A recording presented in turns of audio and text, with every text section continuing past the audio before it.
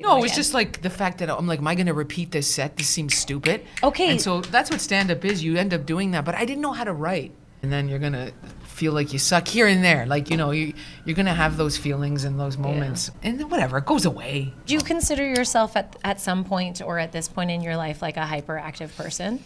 No, not anymore. Disciplined stoners. What's your discipline? You a stoner? That's cool. So are we. I'm high a lot. It's weird to finally say that with pride. I'm high a lot.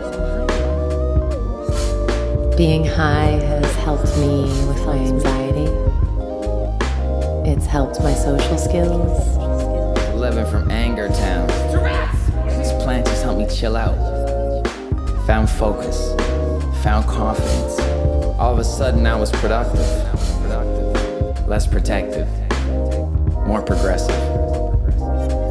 Yeah, we talk about stuff like I'm a next sommelier. But this is about a medicine, baby. We wish everyone a mindful life. It's been a helpful tool for us.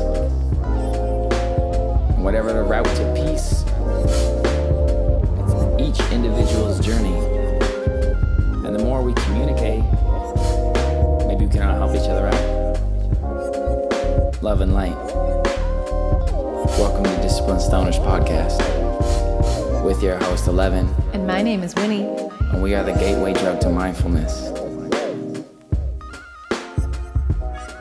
And welcome back to another episode of Disciplined Stoners. I'm your host, Ellevan. My name is Winnie, and we are the gateway drug to mindfulness. And today, let me just get into it. Our next guest is a comedic genius. Stand-up comedian, actor, writer, and activist. She has won 2 Canadian Comedy Awards for her solo shows. She spearheaded a grassroots movement to have stand-up comedy recognized as an art form and founded the Canadian Association of Stand-Up that lobbies for comedians' rights.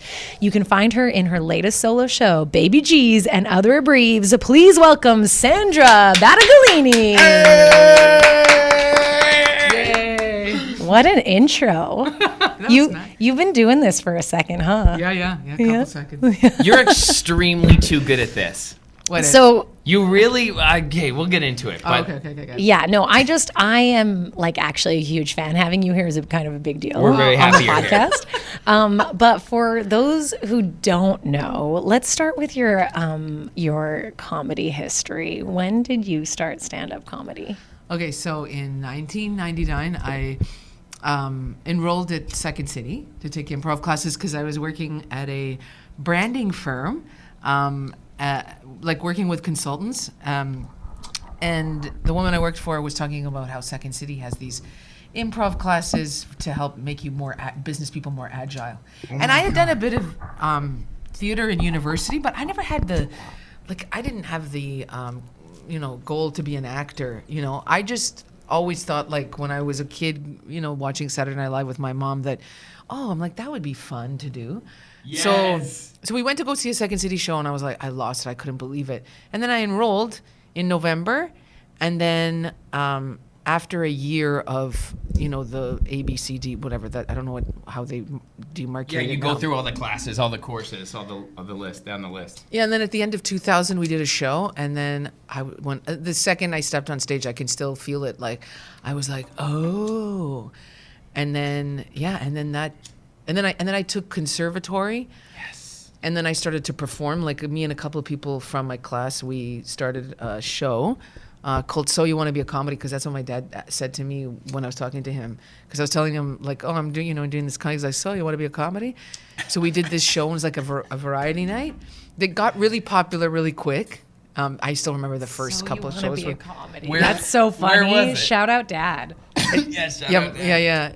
Papa at the Oasis. It's not there anymore, but it's at College in Spadina. Oh, and it was you meant the sex club for a hot second.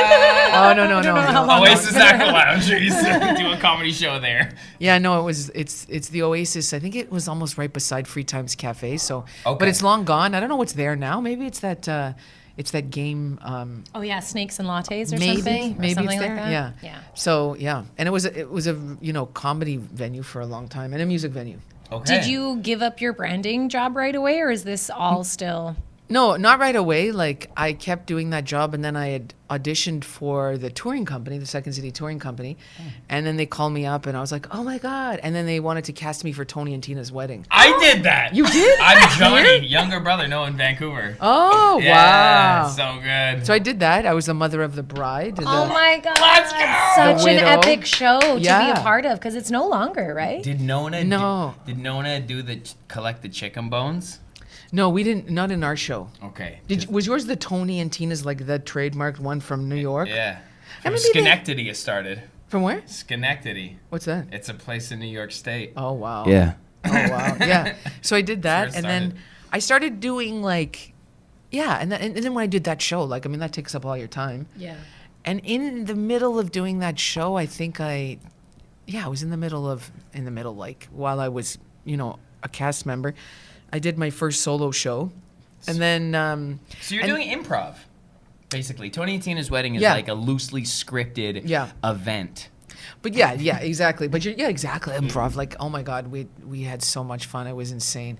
It's so like we fuck with people. Like, did you ever have people bring anyone who thought they were going to a real wedding? I think so. Yeah. Some people did. Yeah, Those yeah, people were nuts. It was yeah, so yeah, good. yeah. So yeah, it was just a crazy time, And then I tried stand up like in 2000 at one point. I think was it 2000? No, 2001 rather. I tried it a couple of times, and then the first time I did it was at the Laugh Resort. There was a club that was at like King and Peter under the Holiday Inn, and that was a big club. Like that was the other club, Oh, that's a good location. Yeah, but it was a great location. But the people who managed it, like it was like they didn't do the best job. Anyways, it shut down. But yeah, so I tried. The first time I did it, it was just kind of like, whatever. And then the second time I did Yuck Yucks, and that was still like I can still remember that show. It was so good. And then I was like, I can't repeat these jokes. So Right. I didn't really keep doing it a lot. Like and plus it was hard for me to go and do shows because I was doing Tony and Tina's. And then I studied clown. So I'm also a clown. Love. And then when I finished Tony and Tina's, I think 2003, 2004, then that's when I started to get into stand-up, and I would do clown and work. Like, I did a lot of, cabaret kind of stuff, and I had a sketch troupe at some point. Yes. The specials, like, that was so amazing. And then You guys were called the Specials? Yeah. I love that. Yeah, The yeah, yeah. Specials. That's the class I was in. They called us the Specials. Oh, yeah. So, to rewind just a bit, when you said you can't say these jokes again, was that like a mental block, or were the jokes so crazy that you didn't want to say them No, it was again? just like the fact that I'm like, am I going to repeat this set? This seems stupid. Okay. And so that's what stand-up is. You end up doing that. But I didn't know how to write. Like, it was just like a block. Yeah, it was a block of sorts. And then I took Dawn Whitwell's it was some girl class, like some girl stand-up class. Cool. And she had a couple writing techniques that, I don't know, then all of a sudden I had a new set and I'm like, oh, I get it now. Like, I didn't necessarily, one of her big techniques was you just timed writing. You just write. And I maybe do that sometimes, but it just got me The technique doesn't move the spirit with you. You got to feel the spirit first, and then it happens. Yeah. So, but then it opened it up for me, and yeah. Because I still have that a little bit. I still have the repeating jokes. At first, I really didn't like to repeat jokes. I wanted a fresh set every single time, Sure. which is so stupid. Yeah. If you're trying to do stand-up comedy, that's not... Because you You'll don't never know. succeed. Because you need to do it over and over You again. got to work on it. Yeah. So I don't know, what is that? What is that in us? Do we feel like we're frauds for doing? What was that block for you? Do you think? I don't know. I just didn't don't like the know either. idea. It just didn't seem right. Right. But I think it's just because you don't know. Yeah. It's your innocence. You think, oh, stand-up is fucking whatever. But, there are things about it that you got to do. Oh, yeah. And it feels like, I think for me too, when I watch really great stand-ups, it looks like they're saying it for the first time. Yeah. which is such a skill and part of what the art, I think, is. So I think as a new stand-up for me, I just wanted to like be better than what I didn't want to go through the sucking stage. You end up sucking, no matter what. Like, you know, you're gonna be in it for a period of time, and then you're gonna feel like you suck here and there. Like, you know, you're gonna have those feelings and those moments where you're gonna be like, am I funny? Like, I had this maybe a month and a half ago. It was one weekend where I just wasn't in it. And then whatever, it goes away. Yeah. You know, but well, that's nice to hear that just a month and a half ago, someone who I find very funny every single time I see you felt like that. That's good to know. You know, it still happens. You know, it's a good thing. Talking to you, it's like you realize that someone very gifted like yourself, I'm like, okay, cool, like maybe you're just born with it. It's like, no, you are well trained. Of course you're born with it. There's something very funny. You can tell that you're like supposed to be on stage. You can make anything good and like enjoyable and run with it.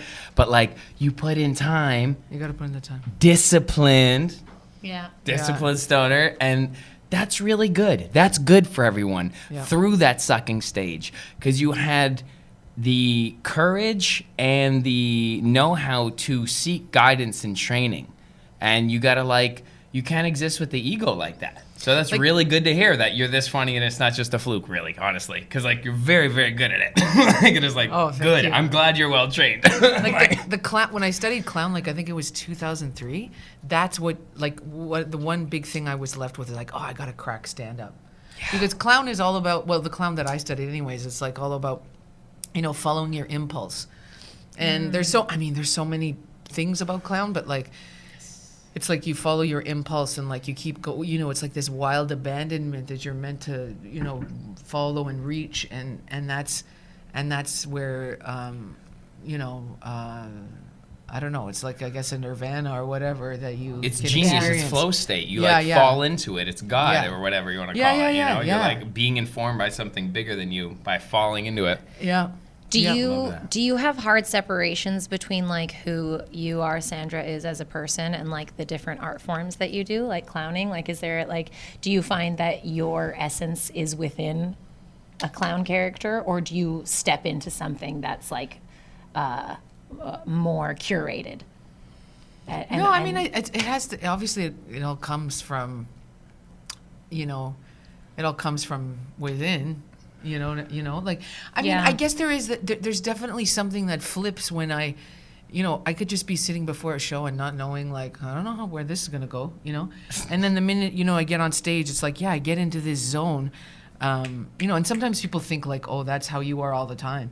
And like, at some point, maybe that was me, like a long time ago, like I was like, I had to entertain people. I had to be this person, or I was that person, you know? But you know, that shifts, right? Like you change and you shift and but yeah, I don't know. Like I feel like when I go do stand up, it's like, I don't know. I mean, it is just a state where you go and you connect and I don't know. It's hard to explain. No, I'm really like, I'm resonating with this for the first time because like I absolutely suck at crowd work. And I thought when I started stand up like 2 years ago now that I would be really good at it. I thought I was going to be good at it. And I'm really, really bad at it still. And it's because I'm not connecting. It's because I've created a set and I know my punchlines and everything is very like, here it is, here it is, here it is. And if I miss one of those even now, I just like beat myself up for it pretty hard, but it actually, what I've created really takes me away from being present with the audience, and that feels like my next sort of hurdle. Because it negates you from doing things. Like, I don't know if you got to your material, but at Puff Mama's show, the fact that you couldn't find glasses and reading the book, that was funny. Like, that became it was so fucking funny. Like, your struggle, something that someone could internally let destroy them, you like shared it and everyone got on board with you, and that was magic because we were high together. We were high, so it was like, but you know, clown really helped me with that, but also like I don't, even though I think from day one people thought that like I was maybe improvising or loose, you know, on stage, it was only when I started to host. I remember one weekend, Yucks hired me to, like I did a Mississauga club. It was like 6 shows. So after that weekend, I knew I could host. Yeah. And I always say that to people, like to comics. It's like, Canada is what it is, but host your own show, and then you'll get good at crowd work. Yeah. Because That honestly is. Yeah. Yeah, That's really, I like, agree. Start That makes your own sense. show. Yeah. And then you'll get good at crowd work. And, crowd work is like, there's people who are purists, I guess, in the sense that just want to deliver their jokes and they don't want to talk to the audience. But it doesn't matter whether you talk to them like, hi, how are you? But you're still talking to them. Yeah. Do you know what I mean? Yeah, You're still yeah. in a conversation. Like that's, no matter what, whatever form of art it is, you're still talking to the. Yeah, Anyone in the they're audience, responding. yeah. Their energy is responding, and you have to adapt to that. And if you can't, then that's gonna. But it's the most immediate art form there is. Yeah. Oh, it's so Stand good. up. It's pretty wild. It's really, it Yeah. really is. It's really wild. Is there tips for sustaining it? I'm just turning this into like I'm like, this is A a really masterclass great with Sandra. opportunity for me. I mean, you always just want to, like, I guess it's more about you. Like, you keeping yourself, like, clear and open and, Do you have working. tools to do that? Those things? Oh, yeah. Like, sure.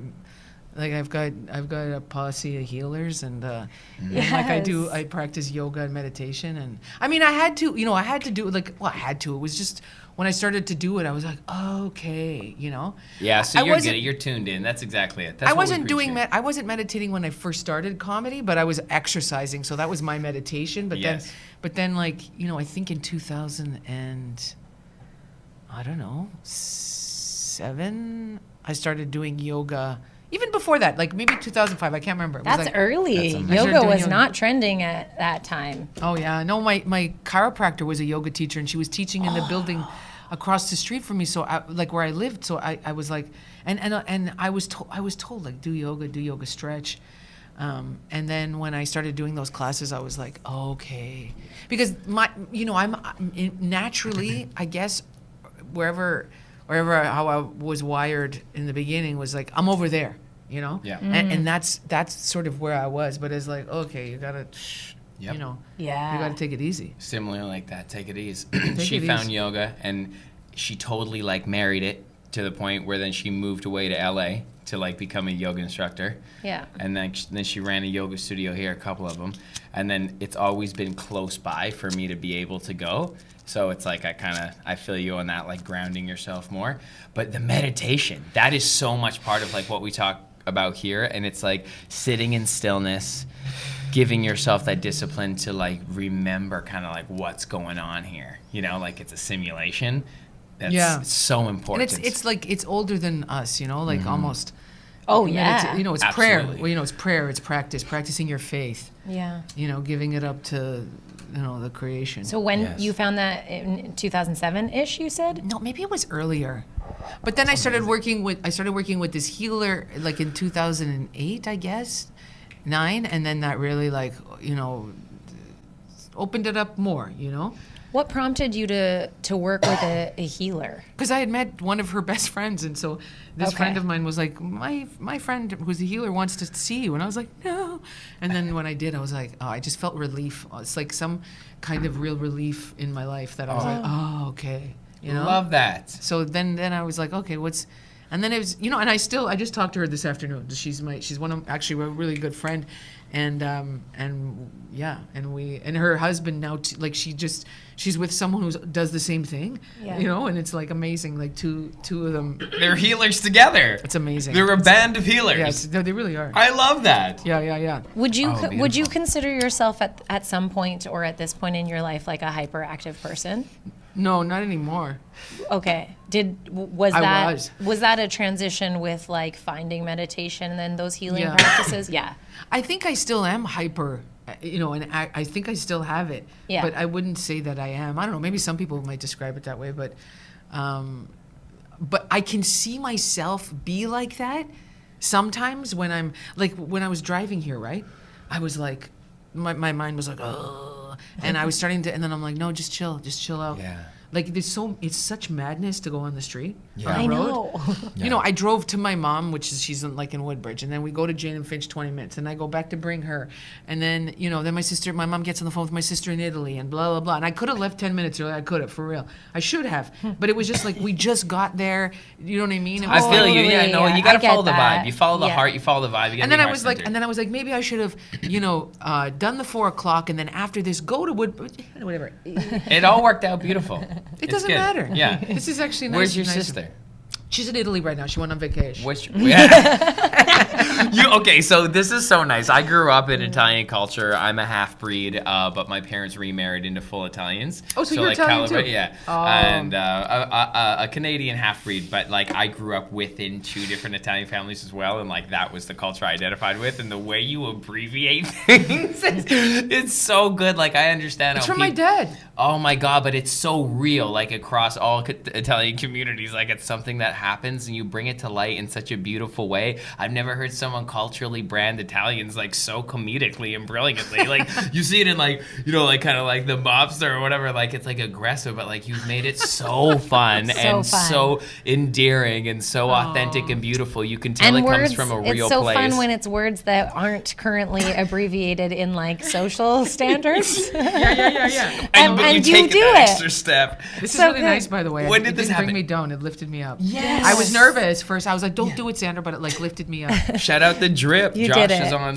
just before you, the guy who created this. This is Yeah. I think the joint that I had I had yesterday was from a show I did, and I think it was just a bit of a lower. Whatever. Who cares? Just Yeah, No, I only mean, the crazy. but there's a difference between The burn like and the quality. Yeah, the Oh, yeah. quality. There's Yeah. lots of different qualities of weed out there. Oh yeah. We're lucky we And, had him on the talk, so It makes a difference. he brought Yeah. us stuff that's supposed to impress us, so it did. And Okay, it is. yeah. Love Okay, it. When did that start? Did you always okay, so you come from an improv background, so do we, so much in common, beautiful, able to flow with it, you learn, you train, you know the formats, but now you have this like incredible identity as like a role player. I said it when I'm so excited about this episode too, because I also it's like we're documenting all the beautiful shiny Pokemon around this time period and this location, and it's like you just have zoned in on this beautiful character.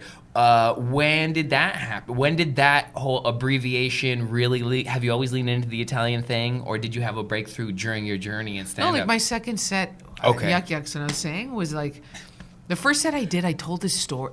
Was it a story? It was a story that I had with a friend where we go. I think it was that story that I go meet up with a friend from Sudbury. That's where I'm from originally, right?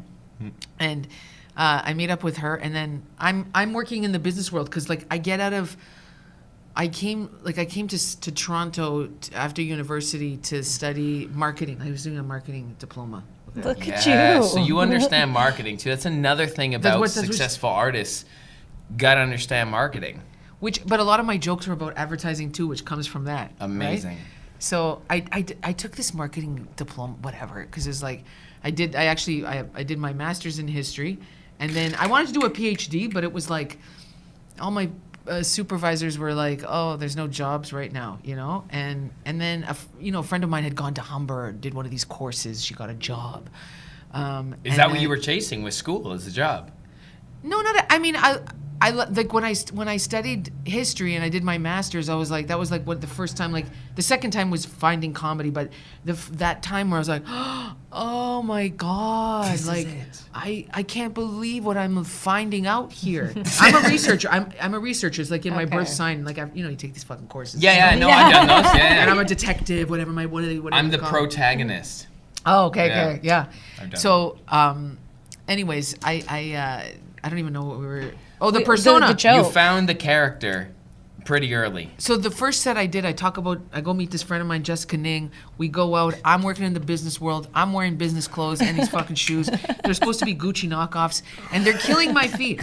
And then I realized, like, while I'm walking down Bay Street, all these men are walking ahead of me. I'm like, oh, like these shoes are not like. That's why women are walking behind men, because these shoes are not. These are no good. These shoes are no good. Oh my god, that's a great concept. Okay, and then I'm like, why am I wearing these fucking shoes? And then I meet her at, I can't remember what restaurant it Oh was, my and as I God. go downstairs to the bathroom, my heel comes off and I slide down, and now my shoes are like Peter Pan. So that's the story I tell. But I didn't know how to tell. Didn't know how to tell the story, like, right? And then the second set I did at Yuck Yucks, I talk about my dad, and I actually told this joke the other night that I hadn't told, because maybe one of the words, like, you can't really say it anymore, but basically it was a joke about. We were watching Wizard of Oz this one time, because this is what we would do at Christmas, and my dad wakes up from a nap and he looks at the TV, and it's like the scene with the lollipop people. Yeah. Like, we represent the lollipop guild, and my dad looks at the TV and he goes like, those midge, right? It's a briefing. He's like, midge. Midgets. Oh, I'm surprised I was faster on that one when you were 11. That's so good. Midge. Oh, man. That's so good. Because so it also plays into it being an acronym, the fact that it's shorter. Yeah. Did you think that was funny? Yeah. That's hilarious. Are you? Of course. At the I think- time, of like, course. hearing that? Okay. Oh, yeah, 100%. Okay, dope. 100%, like midge.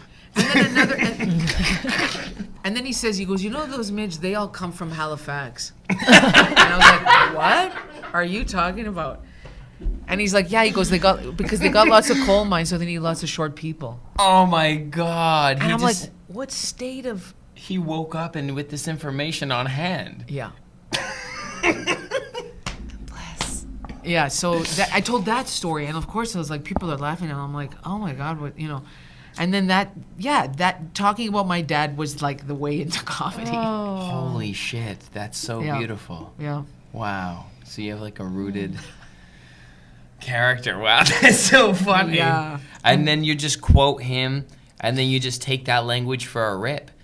And it's not everything. Like, I think, like, I talk about them, I don't talk about them, like, it's whatever. No, but like through that lens of perspective of like quoting your dad, you almost like kind of birth this new vocabulary style. It's like your own ebonics.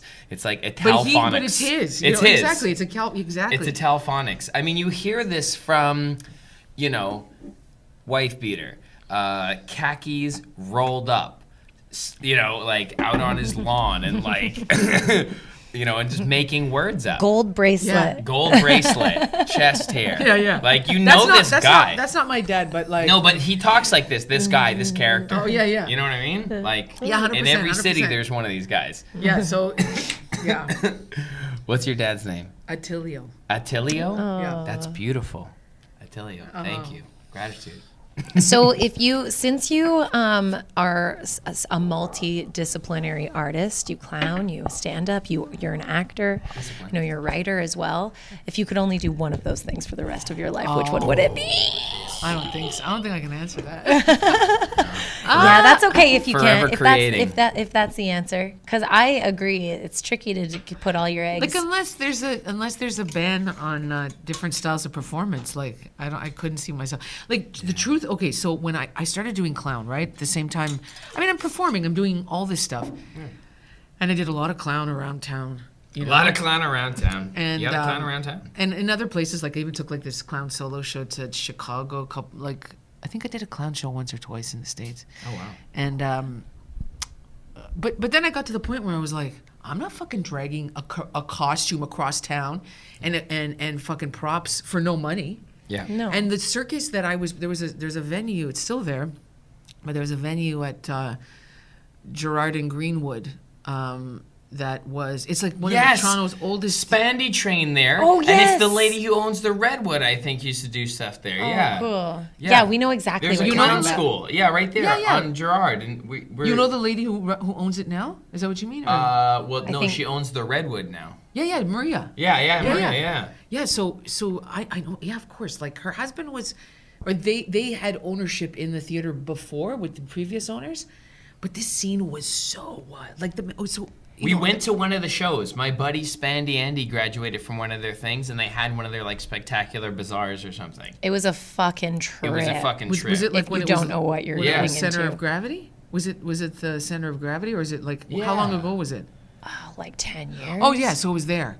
So like I started doing stuff there, I guess, in 2004. It was maybe 2008 that I kind of stopped doing stuff there, but it was like It was like a political clown cabaret. Like you're watching people, juggle Yes. chainsaws, Yes. right, and blow fire, and we were doing satire. We're doing bouffon clown. I don't know if you know the difference, but bouffon is like is the anti-clown. The clown is meant to show to be a mirror to the world, and the bouffon shows the world their hypocrisy. Oh, So that's nice that there are two Whoa. different clowns. I love that. and you can put like can what? What would that look like? What would a play be from a bouffon? Okay, but first I'll say that like Sacha Baron Cohen is a bouffon. Like Okay. So one of the big masters in the world is Philippe Gaulier from France. Wow. And the style that I learned was Philippe Gaulier through a teacher here, Adam Lazarus, just not a teacher. My God, it's like he's such an incredible artist. And then with him, like he would direct us, and then we would do stuff together. Oh man, Oh, that's So fucking cool. one of the things we do these like Christmas pageants. We'd retell the story of the Bible, Oh my God. and so the bouffon in the pseudo history is the bouffon was the outcast, the leper, the cripple, and they would be relegated to the swamp. And then when the king wanted to be entertained, he'd call them all in. And they would in their grotesqueness they would go to the king and they'd look at him and say like, oh my God, you're so beautiful, but underneath they'd be like, you fucking piece of fucking, you cocksucker, like whatever the fuck you're gonna say. And then these are exercises that we would do in class, okay? Like we would do this thing where we're like modeling for the king, like talking to the king, and it's like this. But deep down you hate him. Of course, because like Fuck. he's a fucking king. Yeah. And the goal of bouffon is that you're meant to go, like you show the world their hypocrisy, and that you're supposed to make it's satire, right? So the mayor, let's say, like you're making, everyone's laughing because you're making fun of the mayor, okay? Yeah. Like, right? And then the mayor's like laughing and oh my God, but then when he goes home, he realizes that everyone's laughing about him, and It was true. he kills himself. Oh yeah, he's evil. And that I think is where I know that's where to kill comes from, Oh, right? Because if you kill, Oh fuck. Oh that's what you shit. say. Yeah. That makes a lot of sense. That's funny. cool. Oh, that's so cool. I love that. So I had a character that was I came out. I had like a it's so fucked up, like pubic hair outside of my pants, and like I'd have a toilet brush, and I'd go up to people in the audience and be like, "Do you want to brush my pussy?" And I was just like, wild, like kind of a demon, I guess, Okay, and that's a bouffon. But people but then there's There's dark clowns. Yeah, like you ever watch Jason Rouse perform? I'm not sure that he knows he's bouffon, but he's a bouffon. Like that's so it's like there's actors and people like the clown then is like I said, the mirror, so the clown comes with the nose, and even though they're revealing a truth too, like it's more like you're like, oh, like there's something in the heart that like the first time I saw clown I was like, like my throat just went like this thing in the back of my throat, and I'm like, I have to study this, and that's why I did it, because I was getting into comedy. I'm watching people, I'm going to shows, I'm watching this clown, and I was like, this is insane. You had a profound clown moment. Yeah, and that's it. There's something eerie about clowns. They kind of scare me. Yeah. Clowns kind of scare me sometimes, just because they can be scary because they're the happiness freaks me out. The overtly and I'm like, oh, creepy. like I would like, but that's not really clown. Like that's some undiagnosed. That's something trauma. else. But so yeah, you Okay. seen it sounds like you've seen the actual art of clowning. Yeah. I don't know if Like, I've and got actually touched seen by what that. you've seen. Yeah. Well, at the Oh, place, no. they took it pretty seriously. Well, It I was don't pretty know. amazing. It felt like a circus or something. It was yeah, wild. I think it was like just overwhelming me because I was a scared little city girl for the first time, and I was like, this is. What not happened in real. that show? Do you remember the theme? I don't remember the theme, but I remember the stage being like so stimulating. a lot of performers Yeah. moving like and just like doing like ball stuff and ring stuff and crawling stuff and getting in the audience and like big bright costuming, and it was trippy. Like, basically I felt like I was on acid, and like the lights turning. It was fucking cool. Like, it was trippy. And my buddy Spandy was like graduating from it or something. Like, this was his showcase or something, or I don't know. There was something like that. Did he have a part? And it does feel like Outcasts. Yeah, I like that. Like, there's an energy of that is just like, we know that we don't belong anywhere else but right here. Yeah. You know? And that's like a pretty stand-ups, powerful. That's stand-ups too. Exactly. It's comedians. We're the true. outcasts that Yeah. find our way together by being the outcast who has enough balls to get up and talk in front of everyone. Because lots of like, that's what comedy, like stand-up. Okay, you go and you're like, you're not a character. You're not. You know. I mean, you can be. There's people who put characters on in stand-up, but No, you are putting, like, not always. It depends what you're trying to, what the joke is, but you can go between clown and bouffon. Like, my favorite comedians are clowns. You know what I mean? Yeah. Because, like, I always say there's people that are naturally funny, and then there's people who can tell jokes. Hey, yes. And they can both be I think successful. I'm that other one. People who can tell jokes. Yeah, Winnie tells nice. I think I might fall in that category. I'm okay with it. But you tell your shit out of your jokes, baby. Yeah, but I don't know. Like, you're creating a persona too, so it's like, you know, I think that you're still creating a persona. Yeah, I'm baby stages. You still. know? Yeah. So, for sure. like, that's, who knows where that's gonna Haven't go. fallen into anything yet. Yeah, I agree. I'm open. You know? What a wonderful. No, I mean, I think just you. I mean, I don't know if I saw you before, but when I saw you that night, I was like, you know, you definitely have like a persona. Yeah. And so the more that you start to accept her, Yeah. and just like accept Yeah. who, what this is, What's developing. then you can play with it, Yeah. you know, and you get to have more fun with it too, and like, because you got to just show them who you are and not be afraid of it. Yeah. I know. That's Bars! I'm- This is God's talking to you through Sandra. Totally. This is an amazing moment. Well, This is- I said it recently that I'm in that phase where, as a comedian, I think a lot of comedians probably go through it, but like, I can't stop talking about my vagina.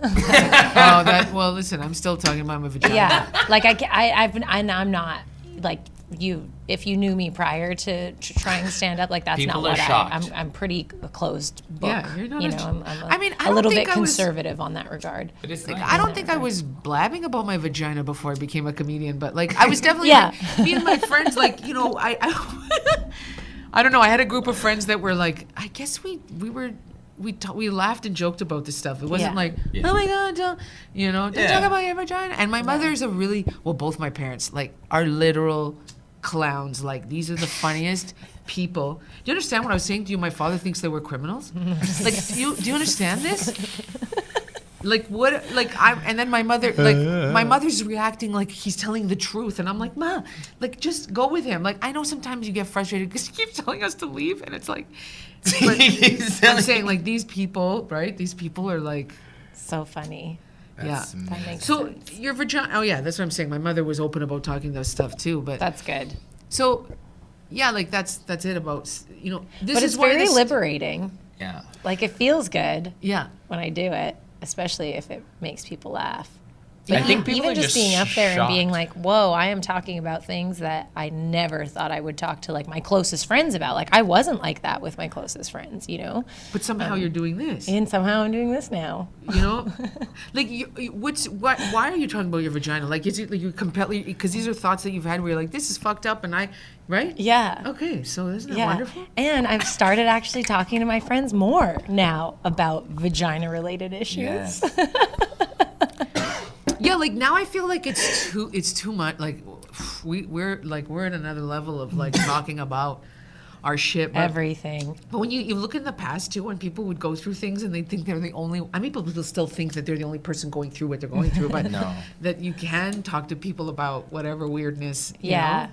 I know. We're in a great time. Yeah, it's all in the human I mean, it's so experience. gross at the same time. It's I'm so appealing. Well, polarity is real, for sure. yeah. But I think that, like, yeah, I still think we're in a pretty cool time. When I think about, like, the tools my mom had to heal and the tools that I have to heal, like, they are vastly different. Yeah, and it is yeah, just yeah. one generation apart. Yeah. That's true. But you know, it was like, it's like but the tools that the ancestors had and the soul had. Yes. The soul. Right? That what it is. that lost its way, or that was like traveling through time. Yes. But you know, like these ancient. There's this really great video about 2012. Remember when 2012 was supposed to be the end? Yeah. Yes. It was the end of that conscious time, and it was into the next. Yeah, it's like, well, now they're saying it's 2020, but the end of Pisces now. Pisces, Aquarius. Or Yeah, Aries. Aquarius. Yeah. Aquarius. Yeah. Which is an air sign, Aquarius, right? Yeah.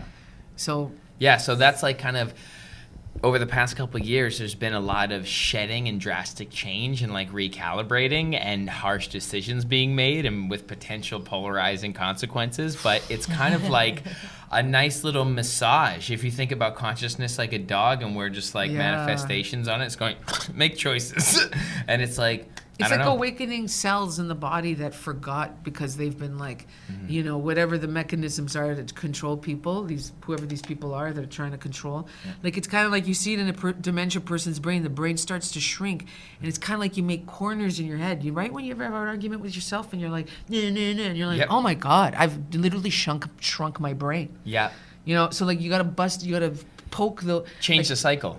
And break through that story. Even though the story, like I'm riding my bike last night. Oh boy, some of the stories were coming back. You know what I mean? And you tell yourself and but what's so good is just seeing it and just being like, oh, okay, look at the story. objective observe. So you become the observer. So like when you're meditating, you realize, oh, this. I laugh at myself too. I'm like, my ego identity would love that outcome. Like it just like commented on it from that distance away. Like last week or 2 weeks ago, I was high, and while I was, you know, I was having like, oh my God, talking to God, and it's so whatever, and then having this fucking ego, this argument, and then I literally introduced myself, like I emceed my own argument. Okay, ladies and gentlemen, Sandra Battaglini. Because I was like, if I'm going through all this, right, like God, whatever, and then like, blah, blah, blah, and I was like, okay, let's see what you're talking about right now. Yeah. You know what I mean? And then you see it That's like inner child work too. Yeah. Instead of always being like, that's not a helpful thought. You shouldn't be jealous. You shouldn't be competitive. Shut the fuck up and smack them. Like, and we just tell our little, like, just like creative thought that's trying to express itself that it's wrong, and we push it down instead of just like you said, let's hear you out. Okay, that's neat. If that's the case, and the reality that you focus on more will gain momentum for traction of actually manifesting. And that's what we really got to watch our thoughts. They're all just options. They're timeline options. Yeah, So and you see people that timeline go options. I like that. You know, and they go into, oh, I believe, meaning that perspective that you become aware of. I'm affirming, I'm making this my belief and affirmation by continuing to think this thought. I believe there is a sickness. I believe there is a rule, a containment, a confinement, a misunderstanding of me, and misperception of self really hurts because you want to be truth, and that's freedom, and that's you in full expression. But what we don't realize, we sabotage because we look at the thing that we think we're scared of, we're supposed to fight. So we end up drawing that in closer. Yeah. You know, so it's like those thoughts, it's like you hear all of them out, but it's like I try to land on a better one. Yeah. Like, you know, it's like I can sense the vibration of that one. That little poor ego boy was going down. Like that vibration is going to lead to defeat. I got to choose another story. Like in that, it's hard to choose another story. Well, yeah, and I mean, you don't want to like then are you going to become beholden to that other story? More like, you know, It's another trap. being like, you know, I heard this. I don't know if this makes sense to say this now, but like, you know, it's like, okay, yeah, are you saying like, okay, I'm going to drop that old story that's low, I'm going to take this new story on?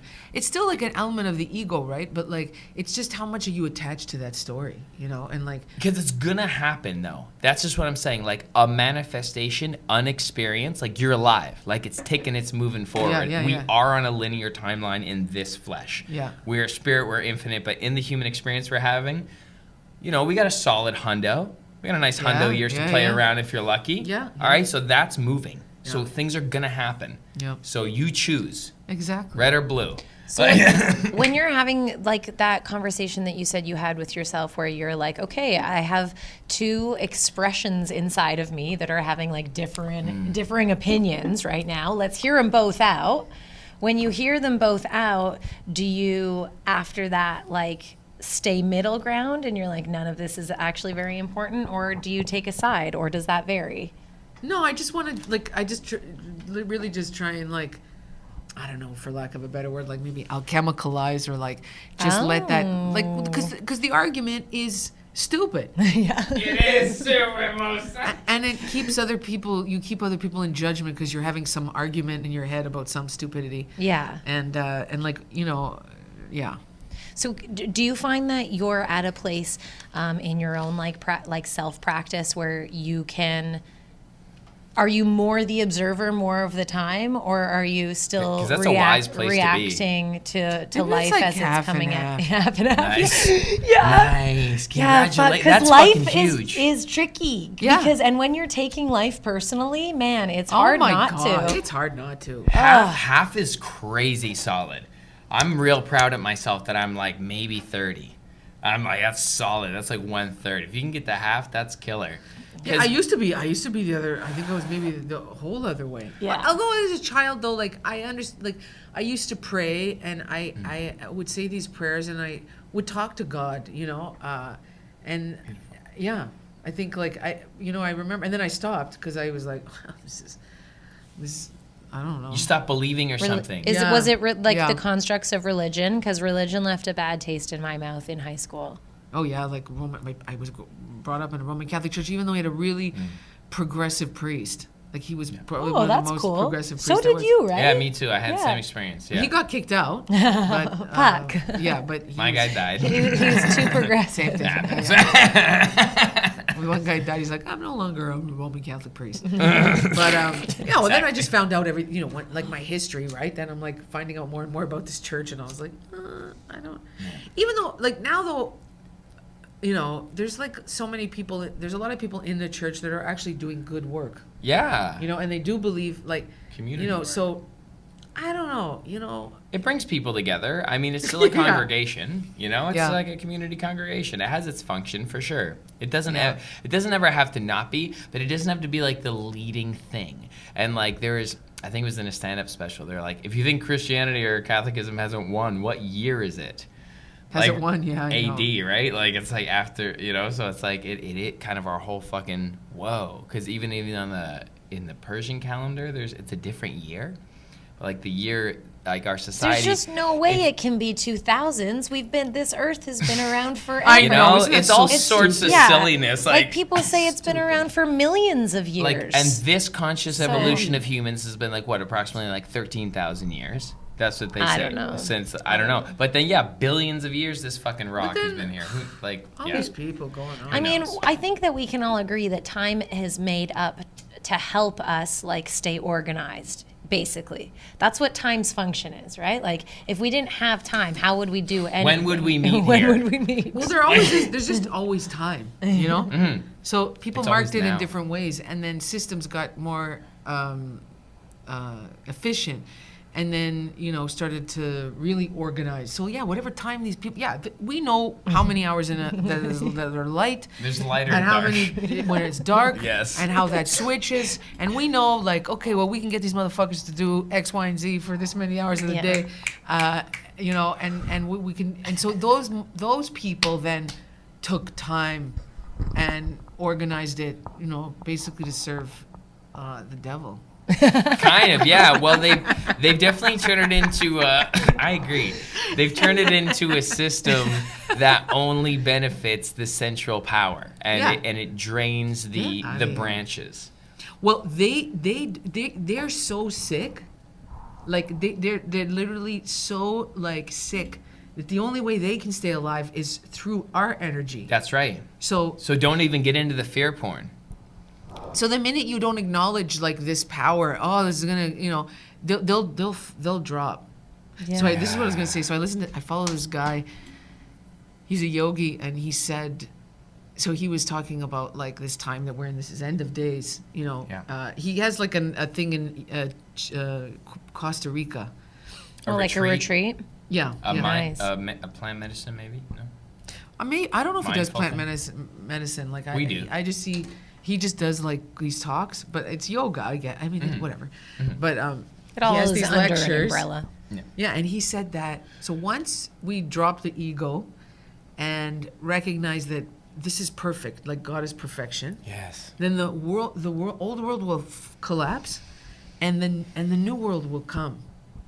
Because he said it was only in the Realize it's perfect. Yeah. Realize now is perfect. You're perfect. So And then I feel like we're just like too far away from that. Like if people are watching news like 5 or more days a week, like there's no But way why that is they the can news let programming people to think it's anything but perfect? You know, like that's talk about, you know, what's that with the fear porn and shit? Like, we're gonna have to accept that where you're getting information from is not to be trusted, and you have to live more intuitively, I guess. Like, that's a hard fucking shift.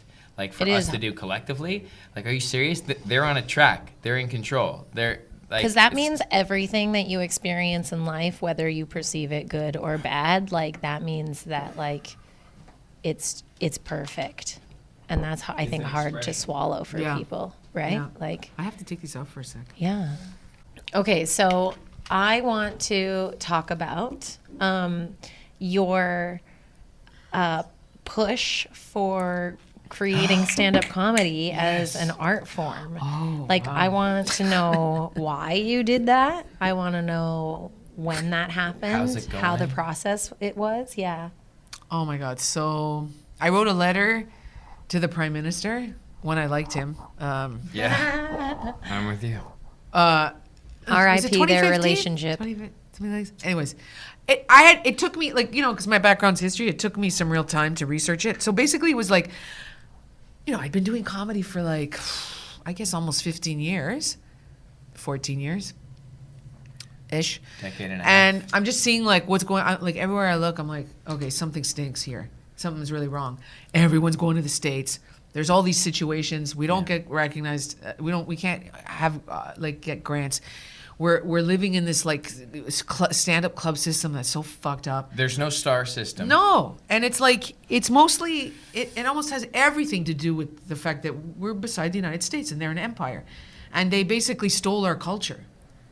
We gave I wouldn't say we gave it away because there have been people. We were happy to be recognized. What do you mean? That's why we provide down south with such juice, is because we're just happy to be seen. Yeah, it's very yeah. Canadian to And, be like, like create a career. Like, compliment a Canadian. Oh no, I'm a piece of shit. Yeah. Compliment an American. I know. I've worked very hard for this. I know. That's why I feel very American. Like yes, thank you. I'm just gonna say this now. I know this is a public forum, but Yeah, But you're free and open I here. love this. but there was at this year's Just for Laughs Comedy Festival. There's a Comedian of the Year award, and it was given to Bert Kreischer. Okay. You know an that guy? American guy. Yeah, and then it made me think. I'm like, I wonder if there's ever been a Canadian comedian living and working here that's ever gotten that award. So the person who posted said, No Bert, way. like everyone apparently cried when they watched this speech because he was talking about how he was happy that he didn't get famous when he started comedy because, in his 40s he got well known and he's like very well respected and of course amazing and deserving of an award. That's without thing.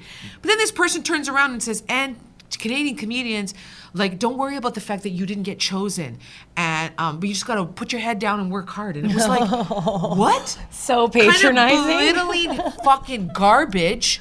And I know this is like people getting like I want to call the president. Like I know the president of Just for Laughs.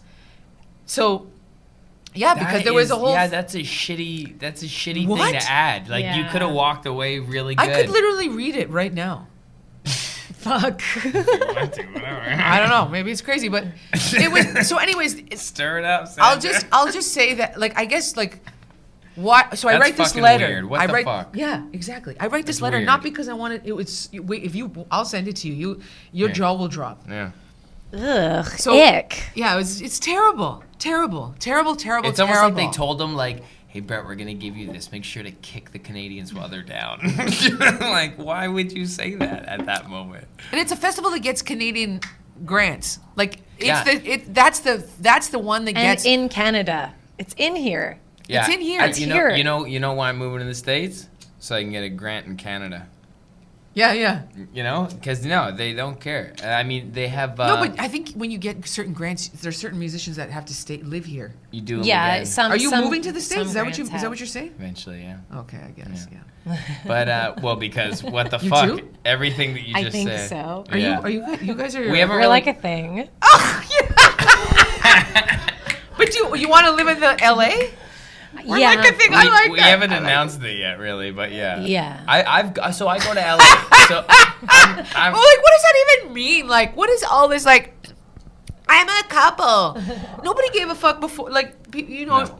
everybody was rushing to get married. Yeah, we'll fill you in That's after. nice. yeah. But yeah, after. no, yeah, LA is second home for me. I go there like the quarter of every We year.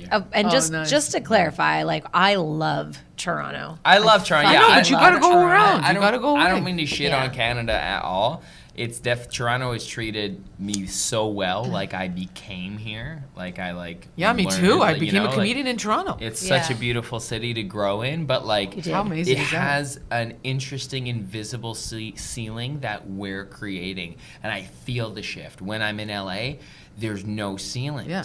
And when I'm here, it's like, it's just a comprehensive, respectable hesitation that is unanimous. And it lives and breathes in the cell Yeah. of all of my creative collaborators and the ones who have gone away. Rob's son has gone to LA, and that's really where you attain the largest momentum. I mean, there's parts of the wide openness, if you're not plugged in, that can really make you face yourself in a harsh way too. And if you're not ready to make it through that, that can be pretty drug and alcohol inducing or like whatever people's destructive habits become when they have to face those things if they don't deal with those parts of themselves. But yeah, Toronto's a great place, I say, to come and like get a draft together. But then like when you want to commercialize thyself, the brand, you got to go to either New York or LA, or even Florida's becoming more and more Atlanta's attractive because becoming- of Texas.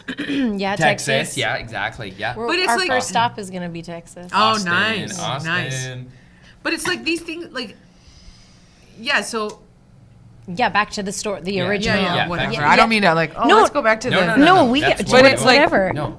So, anyways, I write this letter, You write It's this art letter, form. okay. and it goes is. viral, right? Oh, Yes. cool. I mean, viral. Like, yeah, it did. And Makes its then all of a sudden, people were like, you know, I started talking politicians, and my MP reaches out to me, or I sent it to her, and politicians are starting to get in touch, and they, you know, because that's what MPs do. They take issues, you know, they might either they're doing it for popularity or they actually believe in it, Either and way, they want it's to getting help done. you. You know, Either way, it's getting done. You know, it's like mine was Julie DeBruce, and she's the MP for Toronto Danforth, and her neighbor, a thing, what do you call it? I can't think of it right now. Is Her campaign message or whatever? no, her jurisdiction. Her Like jurisdiction. Area. it's not the ward, but whatever. Oh. Is I don't know. a lot of artists, right? Oh. Anyway, so then this one politician was like, Did you say Danforth area? yeah, Toronto Danforth. Yeah, totally. A lot of good musicians over there. Yeah. Yeah. Yeah. And she, so anyways, this other politician was conservative, but other people said it too. You need to form an association, right? Because do you think I intended to lobby for comedians? Yeah, Are you out I of your know. mind?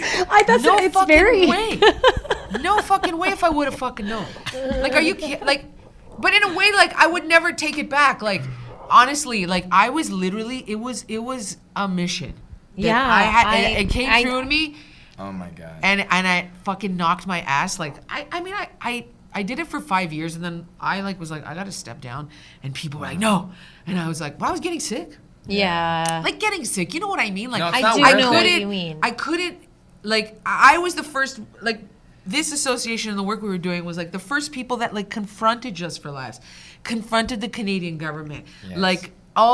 Everywhere. I'm the one on the phone the first time. Like Yes. I'm talking to, like I'm literally arguing with the CBC, like arguing about pay Yes. with the CBC and Good. the CEO. Good. Like I'm literally showing them like you guys are lying. You are not following the agreement you signed. Yes. So explain to me why, or pay the motherfucker. Yeah. Do you know what I mean? Because people would come to me and be like, "Oh, this is what's happening," and then I take it.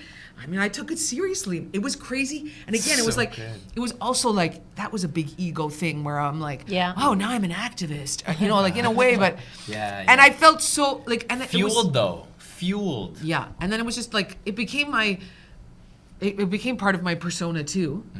you know, and then, yeah, like we had we had a petition to have comedy recognized as an art form. They read it in the House, like they got it. It was a standing ovation. It was amazing, and like it's still not recognized as an art form. And I stepped down like in 2020, like, and I told them like that's when that 5 years was up, and it was in the middle of the pandemic. Or whatever that event was, event 2.56, coming on your radio dial. Listen up, everybody. Shit's gonna go down. Make your way back to Coney Island, players. Take the fast train. Warriors. But it's like, from there, like, you know, we started a foundation, the Foundation for Canadian Comedy, and they dispersed money for the first time ever. Wow. Like, the grants are not that huge, but it was the first, because that was For one comedians? of the... Yeah. Oh. That was the first thing that so music, there were some people, really key people in music, like, I met with everybody. This was my, like, I literally was like, this is what I did every day, almost. I mean, I had to take breaks. Then I would do shows, you know? Yes. And I'd still do, of course, I was still being a stand-up. You know, I'm auditioning, I'm doing whatever. So I met with some people who were amazing. One from the Canadian Music Association, this guy named Zach, and they told me the road that music took, because it was basically the same situation. Musicians in Canada were being played and not getting paid, and a group of people organized, and now music is the biggest recipient of grants in this country. There's absolutely it's no coincidence that there's a Drake, there's a Celine Dion, there's a Justin Bieber, there's a Weeknd. These people are all massive recipients of the granting system that people around the world look to and admire. Because there's a thing in like granting system in Canada, it's like a needs based and a demand based. So needs based is like a choir from like some Needs remote, help. some indigenous choir from some remote island who are obviously amazing. We want to record them, we want to tour them. That's a needs-based art. And in the United States, this is why, like, when Canadians go down to the States too, there's, like, how many stars are Canadian? So many. Biggest stars, so right? many. So many. Because, like, this expression, like, it's encouraged everywhere. Yeah. And in the States, it's mostly pop music, you know? So for music-wise, you have all this, like, variety and, you know, like... That's true. You know, and the same with comedy, right? So anyways, these guys are telling me this is what you got to do. First year, you got to get just the word out, you know, get the petition. Oh, people are like, what? I didn't. And truly, it was like, what's the issue? Comedy isn't recognized as an art form, and people lost their minds. Yeah. Like, some people would then argue, like, other comedians are like, stand-up is not an art form. And I was like, what? And even the Canada Council for the Arts were the biggest assholes in the whole. What? Oh, yeah.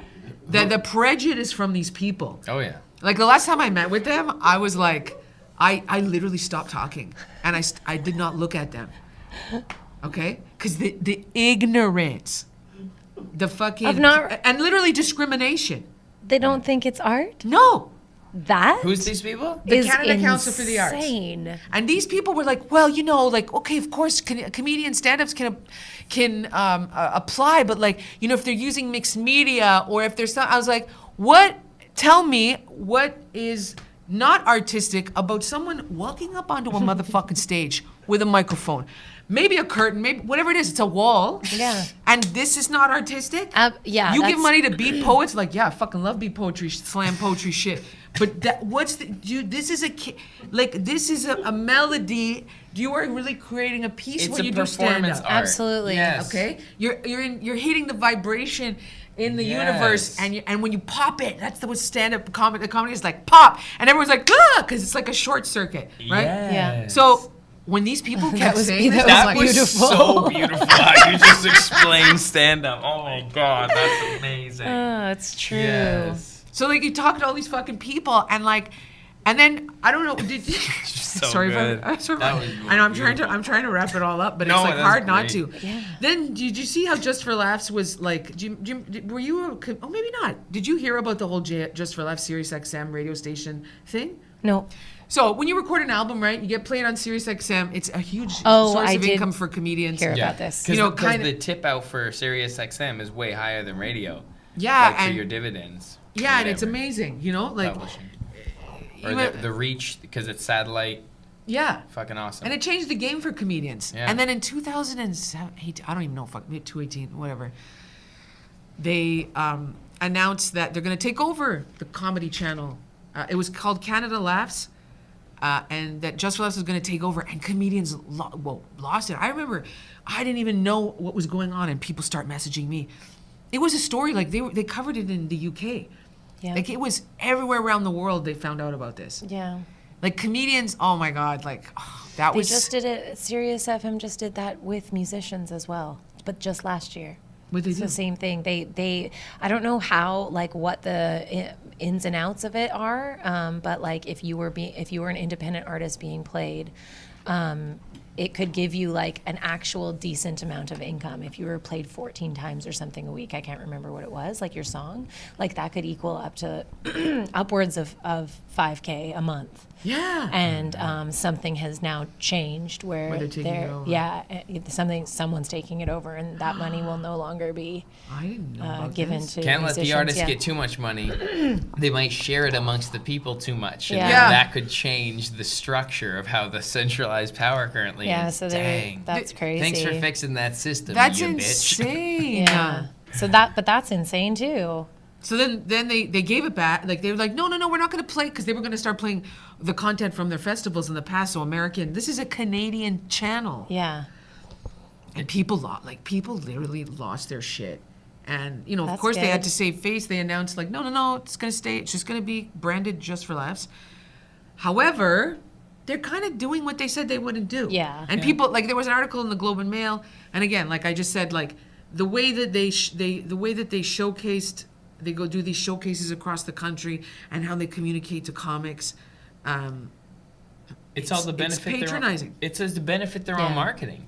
Like I noticed the same thing in the cannabis industry as well. Like the ones throwing the event are getting the most ROI. Not any of the brands that are paying to be there. Not any of the comedians that are putting in their time to actually be a part of the culture, be the performance, be the thing people come to see. It's the pimp. The classic pimp story. Like it exists. They're the pimp, Like you're that's right. what it is. And like we are the artists, so we are the product, so we are the ones. It's like you almost have to prove to yourself that you're good enough to hoe out for daddy, to be a part of the big system, and then you got to take that and either run with those eyes or take that confidence that you know that you can compete at a mainstream level and just do your own thing.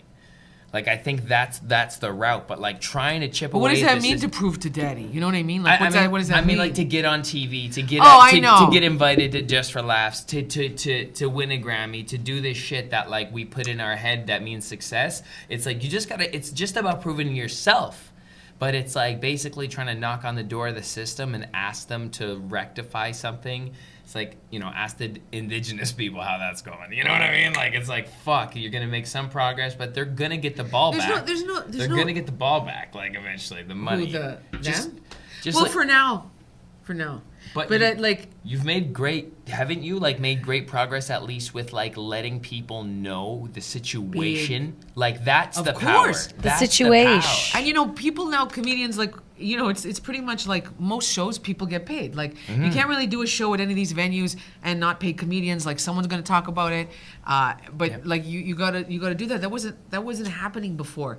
Yep. And during the lockdowns, like we did a GoFundMe. We raised like $30,000. We gave all these like mini $500 to people. All they had to do was just literally put their name in and say like, obviously I'm a comedian. Like these are the show, whatever. Yeah.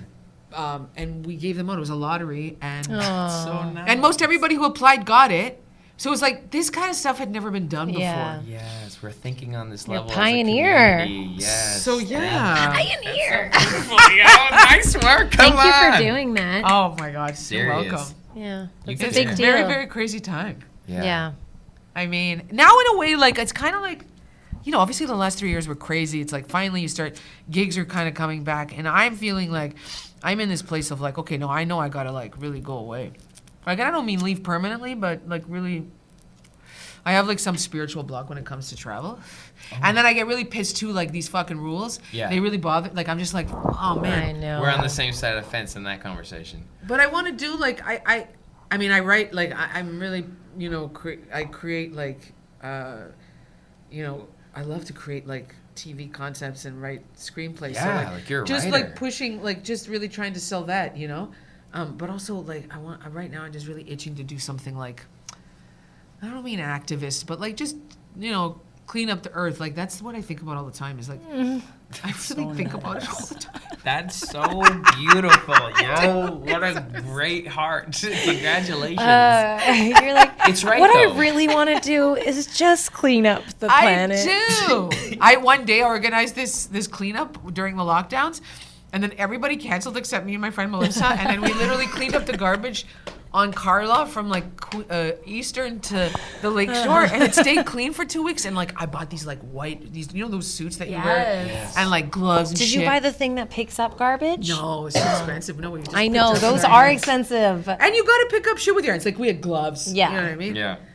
But like, and then I was like, what am I, like, there's something about the way that we think now where I was like, oh yeah, you got to market it. You got to get it. Like, I was like, what, it's more like you're like, you want people to be like, okay, everybody, let's pick up the fucking garbage. Yeah. Like, this place is disgusting. Yeah. Fix that. You would not do, would you do that in your house, throw a fucking cigarette on the fucking ground? No. Or like your Tim Hortons cup, you're like, oh, I'm done with this. And I mean, You- some people live this way, sure. You're speaking to Whitney's soul right now so hard. Yeah, just it doesn't take that. It's just that Isn't it crazy? the more that other people see other people doing shitty things, the more it validates their own shitty things. Yeah. Like as long as you always have someone who you're less shitty than, that's sort of the bar. I Whitney think. will do one of these. And I'm not saying if someone everybody. throws a thing, she'll be like, that's okay, I got it. Oh yeah. It just doesn't make any sense. Like people who drop little bags and little candy wrappers. I see them. They eat their fucking chocolate bar and then they just drop it on the ground. And I'm walking behind them and I see their fingers open up like it's on purpose. It's very let it. conscious. You know what I mean? It's not a gross. mistake. And I'm like, I'll get this. Like I got you. Well, in Toronto has a lot of garbage cans. Vancouver does not. Toronto has a lot of garbage cans. Like you can wait. Yeah. If you're walking along the street, there will be a garbage can Not within far. like minutes. Yeah. You know? It's ridiculous. Yes. And like even just all like that's what I noticed one day. I was like, I came up with this concept for a TV show because maybe I was high. I don't remember, but maybe that tells you that I was or something. But I saw this like Tim Hortons cup on the road, and I was like, look at this, like, look at what is. It was just something about like, I don't know, this garbage on the earth. Doesn't You make know? any I've sense. seen this. I've felt this too. I've seen a random Tim Hortons cup with this red, It has a story. red booty and the white lid just kind of floundering on the middle of a cement walkway. It's the most and you're just littered like, thing. What the fuck? Like, how did this happen? Like, I'll tell you how it someone has happened. to Yeah. be responsible for this drink cup. Like, whose baby is this? You I'll know? fucking I know exactly when it happened. What You guys are not as old as I am, I don't think. But do you remember when Tim Hortons, you just went and sat and got a cup of coffee Yeah. because it had mugs? Oh, the mugs. I do Okay, remember that. it was a coffee shop. Yeah. You go. Remember how- you don't take the fucking coffee away. Yeah. Okay. You Right. sit. You have the fucking coffee. Right. But then the Americans bought it, and it was at that same time. I guess who knows? I mean, I imagine we could find out. But these people are like, Starbucks used to how have could we? cups too. What's that? Starbucks used to have full mugs too. Sit down. You That's could how they say- started. Yeah. Is that how they started? I don't know. I'm think- sure. Yeah. All these big American businesses like started off to like Walmart, right? Was just like a family store until they swallowed a demon, and then you know what I mean? That happens. They're like, we have to open 400 quadrillion Walmarts around the fucking world. The cul-de-sac of every complex. Like they get the corner like of every like shopping Yeah, center it's mart. just fucked It's up. crazy. You'll see like the same image Walmart like everywhere you go. It's kind of crazy. So like Tim Hortons On tour though, it's good to have a Starbucks. I'll give you that. The only consistent thing if you're I thugging it say out on that tour, too. fucking I say that too. Wi-Fi, free water. It's like a nice experience, nice wood. I drove a scooter across 4 states to do busking, freestyle rap, and Starbucks was my haven. And Would like, you wherever you stay, was there like a burner you could make coffee or boil water? It would vary. You could probably boil water everywhere you were. So how about this? No, it was not what I needed in the morning. It was more a place to stop in the day or the evening. Okay, actually, gosh, like because it you're on was the actually, road. yeah, it was the brick and mortar retail space that was like Let a me homeless charge man's my haven, phone. you know. Yeah, like I guess there's something about people feeling safe that they're in this space, but like And around others a little It's bit. not true. It's an illusion. Yeah, it's an illusion. Yeah, but it does make us feel that oh, like way. I can so. get that feta cheese egg wrap. Anywhere How lucky in the am I? world, Yeah, like exactly the same. It's Like that's why there's fucking cultures. Like go there and eat their go food and try shut that. up. Exactly. You know? That's true. But that's what these American fucking like these executives were like. true. Okay, you know they're all brainstorming like, how can we make more sales? I know, take the coffee out of the coffee shop and walk around like an asshole with this coffee. Like A milkshake. when my cousins came here from Italy, they couldn't believe these people walking around with the coffee. Because you Yeah. sit down and have a coffee. Do you know what I mean? Everyone needs a Not coffee. necessarily sit down, but you just go to the fucking, whether it's at a gas station or in the middle of the fucking city, you're gonna get the same fucking, you're gonna get the best pastries and the best coffee, Yeah. and you go, Espresso. I think people and then you get the fuck out. I love this. I think people feel better about their lives when they have a coffee in their hands. It in feels the morning. productive. You know, Yeah. I'm holding something. I gotta Look. not drink it for, like, I gotta take it. I drink it almost every day, but Yeah. like, Coffee? I have to That's stop too- some, like, this. We cappuccinos. I did 2 today. Cappuccines. It's delicious. Cappuccino. This has been fuck. so Little wonderful, biscotti. and you are so wonderful. Thank you You're so much. so Oh my cool. God, thank you you. for blessing us. Where should we find you? I'm seated right beside you. She's right here, Win. Perfect. That's all you need to know. She's sitting here. Like I like that when somebody's like, "Where can we find you?" Why did I get lost? Can I leave? Can I find you? No. Where can I? Where am I can we gonna follow be? you? Where can we follow you? On all the major platforms, on Radio FM, CTV. No, I hate even CTV. Just like I'm on Instagram, TikTok. I'm trying to get into this shit. I was posting good. shit. Do you Good. have a YouTube channel? Yeah, I do. Yeah, I don't like. I'm trying to get stuff off of YouTube too, but like Instagram has most of my like clips Yeah. from my like I just these reels that Yeah. I love 'em. we're putting up now. That's Yeah. that's what Edited we're doing reels. now. What are we doing now? We're do fucking reels. editor. Like I really am a union boss, because the minute I see another piece of work, I'm like, what?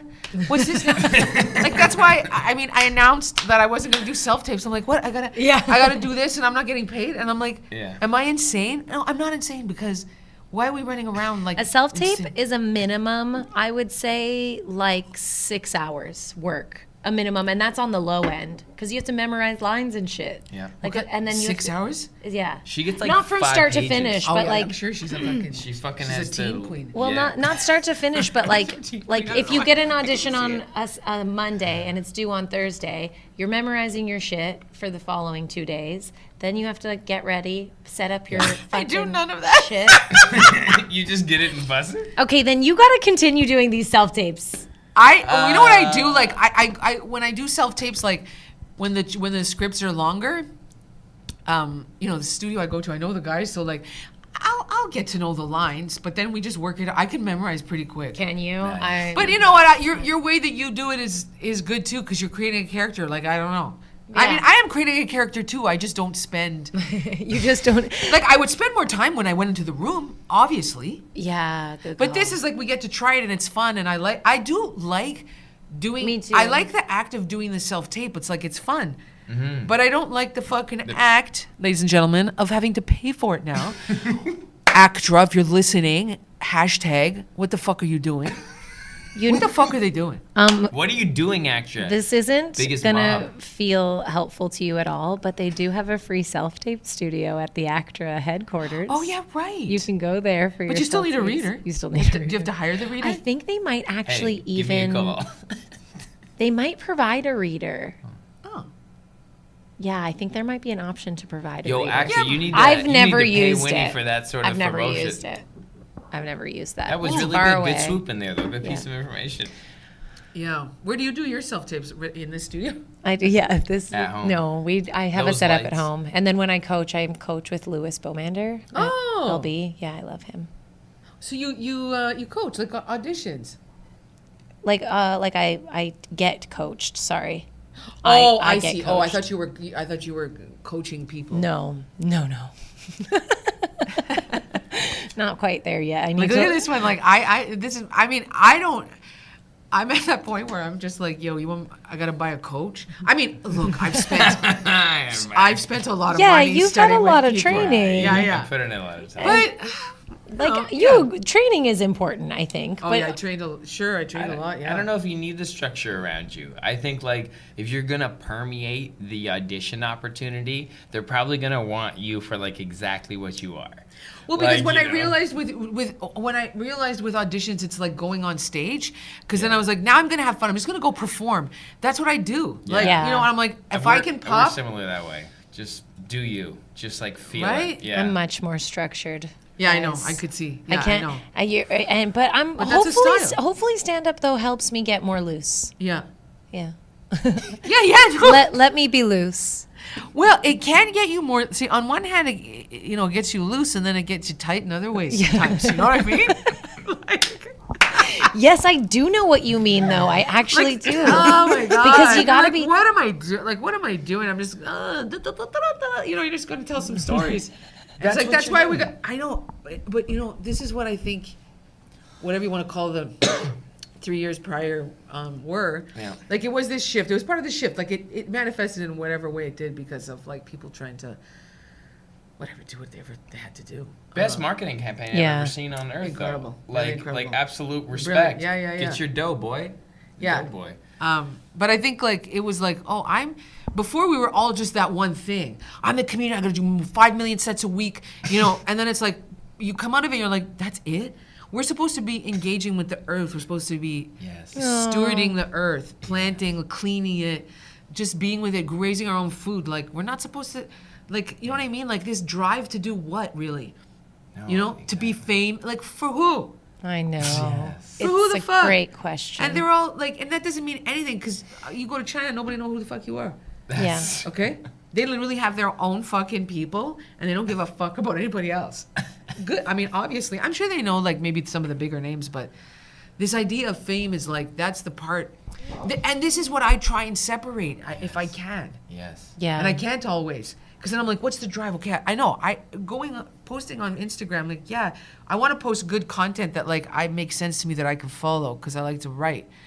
But I haven't quite figured it out yet. You know what's fun about that? The content motivation, and this is how I look at it, is just like give people the gift that you're like really equipped to give them, and Yeah. that's like a chuckle or like a Yeah. good bang or inspiration or the reminder that you are who you are will make someone right bit. So it's kind of like this kind of like connective tissue now. That's what I look at content as. It's like, hey, like we made a funny little piece of content today. It's like you brighten someone's day. You know what I mean? Yeah, like it's yeah, like yeah. you put That's it, like yeah. think about it can like make that. someone Like, smile. it is art. It is art. And then but when we Sure, get into it's just measuring recording it, it. it's I like, know. oh, this one is it did 5K and this one did 500. Oh, I guess I'm going downhill. Like fuck all that. Like the measurements. I for know, sure, but yeah. that's- I know it's hard to get out of the ego thing. But see, like we Yeah. did at one point we did this study with this organization called Ontario Creates, and it was an economic impact study of comedy. And the Department of Finance had said this is the biggest thing. Like, in order to get funding, you need to prove that your industry is viable. And it makes Value. sense. All industry has had these economic impact analysis, right? Right. And the more you have, obviously, the more argument you make. Yeah, why is, and they told us themselves. I mean, I've heard them from politicians most. Like, why does the government give money to the car industry, to the mining industry? They're the most funded. The richest things in the country are the ones that are most backed. Because they're Yeah. friends. They're friends. They make an argument. That's it. Exactly, right? If I knew the guy, I'd want favors too. It's like I can't wrong him, but it's not right. It's not set up right. Yeah. Yeah. But that's like you got to do. So we do this, and it's good because it was a document that helped. Like, now, really, it's starting to change. Like that, the foundation was giving out money, and there was a bunch of money given out. I can say, like, I don't have to get into this. This big thing that they just did, and it was apparently a precursor to money, like for the Department of Heritage giving money directly to comedians. Beautiful. Which is the It's Department of progress. Heritage is the one who gives the money to the Canada Council for the Arts, who gives it to. Okay. Like it's the guy that gives it to all these like organizations, like the Music Foundation, like the Factor Grant. You know. Oh. Okay. But it's most of these I'm on music my fourth grants. denial. Oh, really? But all those grants are like part government and then industry, like private money. Yes, Right? So that's what you're trying to do. But anyways, this person in this fucking economic impact, I was interviewed, right? People filled out, like you could have filled out, Right. You could have participated, you know, and she's like, do you think that social media is going to change the game for Canadian comedians? And I was like, something like, you think it's going to be good? And I'm like, no, because it's an algorithm, right? And it's not, like what we're talking about here is for the art to be recognized, to be acknowledged. You know, like the it's a physical rights acts. movement, right? It's a rights movement. Like any rights movement, people were asking for legitimacy. Yes. Yeah. Like I know it may sound crazy, but like while I was doing this work, because it was very difficult at times, right? Like I always have been very inspired by the civil rights movement, but there's an acknowledgement that you're told you're not as good as these other people. Yeah, it's right? fucked up. Like that's how they talk to the Canadians and then the comedians, and then you realize every time we're with comedians or we're playing in the same thing, we're the ones that always pop. Yeah. We're like, what? So what are you? It's like Canadian entertainment is lazy. 100%. All it's doing is giving money. It's like they're just funding star power. They're not fucking. Like it's the biggest motherfucking thing. There's seasonal virtue signaling within the funding too. Like I love to see it, and lots of my people like Rise have made a lot of progress. But you'll see the political wave happen, and then they'll be like, "Oh, absolutely. Well, we're having specific," and I want all those things to happen. I want all this, this new progress or whatever, and that's beautiful. But like, yeah, you see their cues being taken from like centralized power nuts and like virtue signaling, like in like where the direction of some of the money from the grants go, right?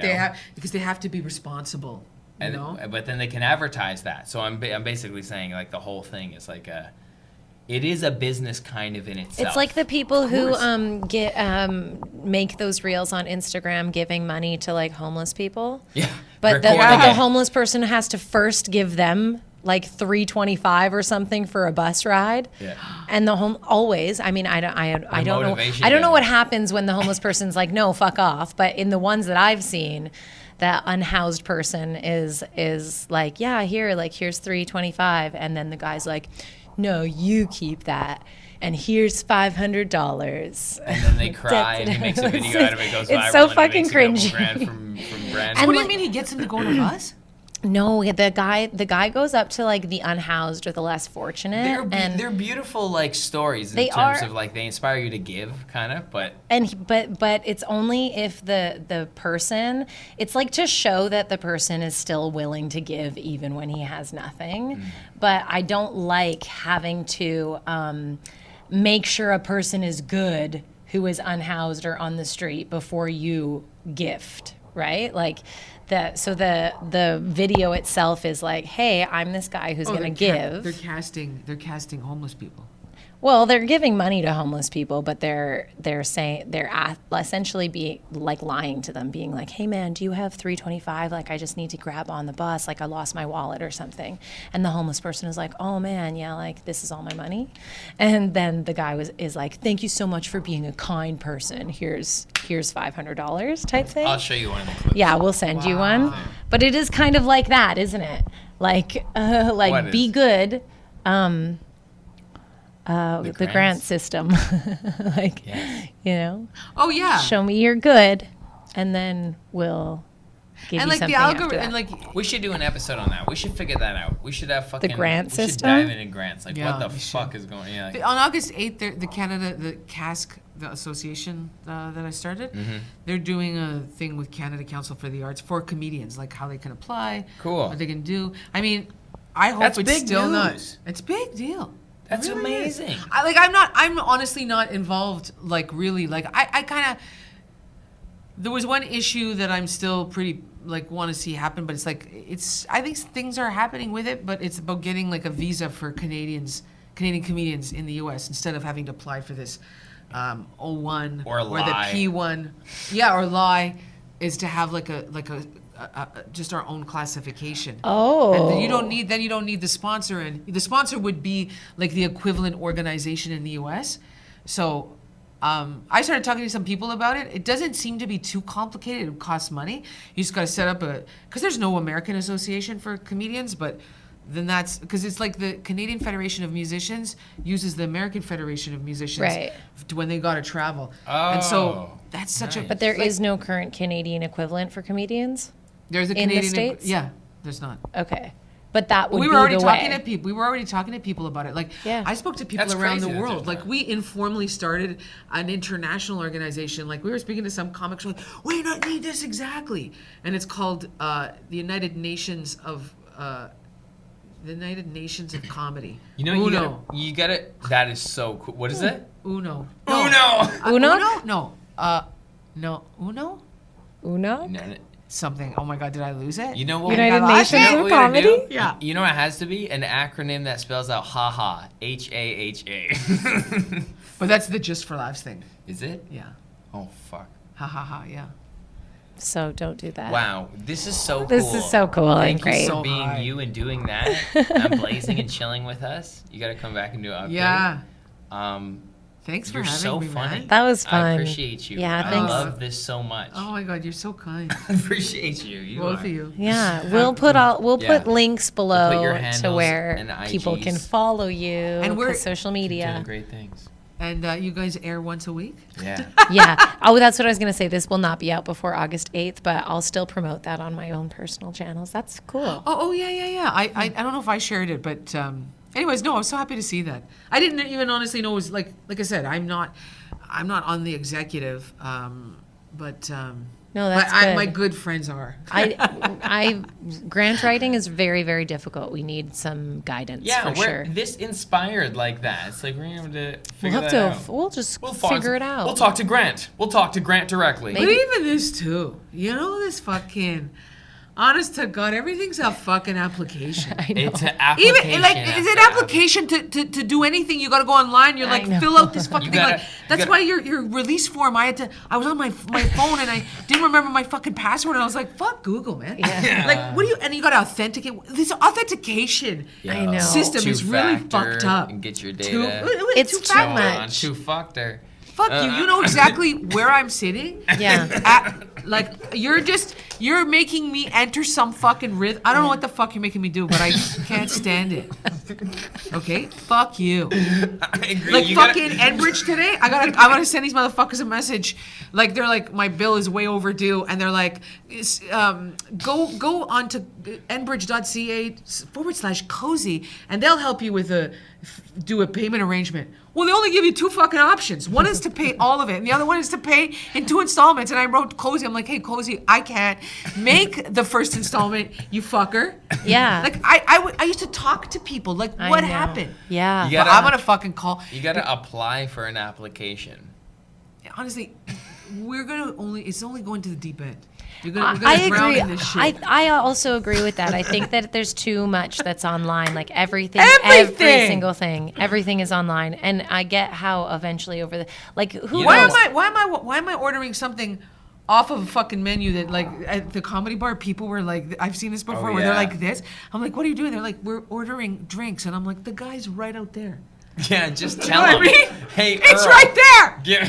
He's right over there, and you gotta fucking go on the That's fucking. gonna be though that like those jobs probably like for kids who Yeah, are like that's what 4 they're right doing. now. Like, can you imagine what happens in the 20 years? Like, it's gonna be a different. There's not going to story. be any more people doing those jobs. It won't be humans. Yeah, it's gonna be. Things are That's the thing, changing, yeah. and things are changing rapidly. Yeah. That's one of them. Anyways, good All times. right. Well, thank you so much. I I know. we should Like, get I had to pillows for take those these earphones seats. off. Like it was literally making me feel like I was in a very long voiceover recording, and I was like, I That's- can't hear. That's Like, exactly what this is. yeah, and like or being on stage for a long time. Like Yeah. I was like, I'm only hearing. Oh, it's very weird. It was actually fucking me up. It's fucking me up. I was like, Well, this works still. So so what do you do? Like you guys have a closing No. speech? No, actually, we have no. nothing. We It just was want to say just goodbye. Overperformed. Bye. Love you guys. Bye. Make sure to subscribe. go find Sandra on Instagram and have a laugh. And TikTok is where it's at, they say, obviously. Yeah. I know, You're fuck, I'm having a TikToking? hard time with TikTok. Yeah. Are you TikToking? Yeah. What are you TikToking about on TikTok? You know, clips and shit. Yeah. Saying a couple of addresses to the camera. I was into it until my dad went into this home, Yeah. and then I just fucking lost. Like I mean, you know, I'm there quite a bit, but it's okay. It's like I'm in another zone of creation. But I do want to get back to. But even this, like, you see what I mean? Yeah, but Like, that's look, what I was this will saying be to- content. Yeah, we're Yeah, gonna Chop make, this up we're gonna for make you. clips for you. Yeah. Yeah. Put There up you go. that fucking. But that's what I said to the woman too. Remember what I was saying about before we just start? I know I want to just say this, but I said to her, I'm like, it's not sustainable. Yeah. Like when she said, "Is social media?" I'm like, no, none of that is sustainable because it's still not like it's not about the art. It it's will not change. about yeah. Art's just sprinkling on that. Because Yeah. art is like, musicians talk about this as versus well. content. Maggie Rogers put out a crazy album a couple years ago, and people were like, "When's your next album?" And she's like, "I just dropped my last one.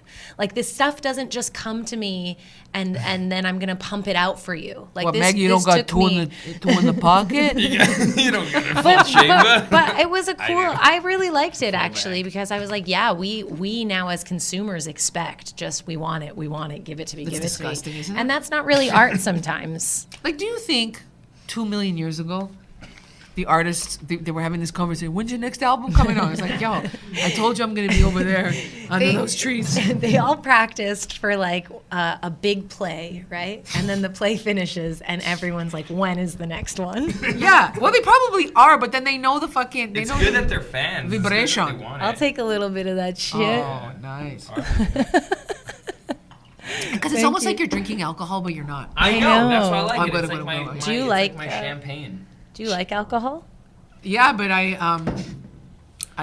just did I meant to do, like, I started with a 40-day cleanse. Wow. And then I was like, why don't I do 90 days? And then I got to 75 days and I went to my friend's lake house and we were doing a writing thing. And I haven't been away in forever. And there's all this It wine. was time. So I drank, I mean, I didn't get drunk, but like, it really, like, I don't want to say I regret it, but I saw like After what it 75 did. days of not, I imagine that had some type of dove effect. right the Yeah, and I next couldn't day. sleep, and I was like, I mean, I'm like, and I had a sip of alcohol since, but yeah, I don't know. I really love wine.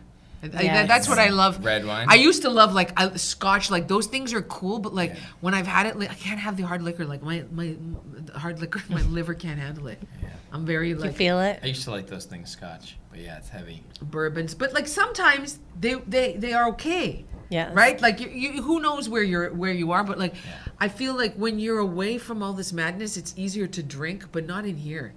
You know, like I've had this like almost ever since I started being a performer is when I became aware of my liver because this chiropractor pointed it out, and I'd have this like pain here all the time, very low grade and not always, but when she told, I was like, oh, and then when I would drink with the cast of Tony and Tina's, I'd be like, oh.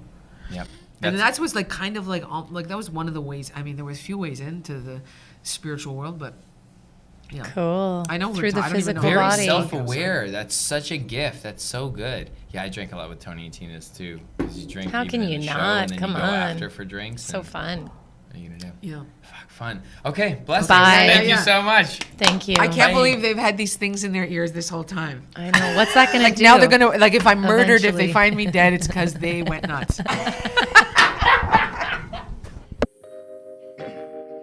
Disciplined stoners. What's your discipline? You a stoner? That's cool. So are we. I'm high a lot. It's weird to finally say that with pride. I'm high a lot. Being high has helped me with my anxiety. It's helped my social skills.